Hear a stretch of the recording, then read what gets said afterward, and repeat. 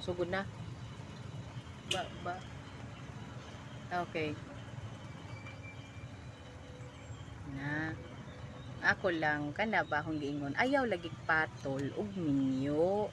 Kabaw man ka sa sugod nga minyo, bisan pa ang laki or bae, pagpakitag motibo nimo.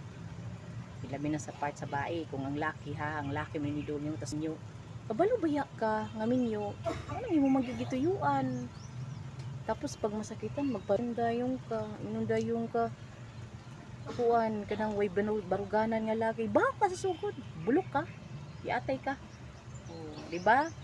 Balo ka sa sugod nga minyo. Munang ayaw pabiktim kay imo man ang sa ang laki magpakalaki gyud na, muutog gyud na bisag asang dapita. Bisag unsang pormaha, magahi gyud ng ilaha. Ikaw may nagdasi mong bilahan, ha? Paminaw ha.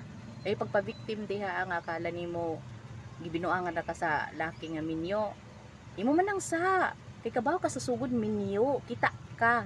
Dili lang kay duha imong mata. Napay siguro matas likod, di ba?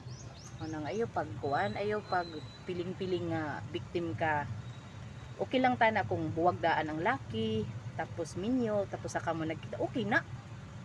Murag dili against ang world sa inyo ha, ana, sa Ginoo ra mo mukha na kasado man gid siya, pero kung kasugod pa lang ibaw ka minyo tapos magpa-victim ka, wali baruganan ng laki, gipatuo ka kunwari gipili ka. Uy, Ginoo ko.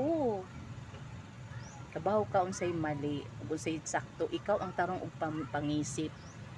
Kung natibang na tikangkang man na siya yang utok, ikaw kay sakto pa man ka. Plastara. Laro nga ay pag tinalatala. No. Sakto ko no.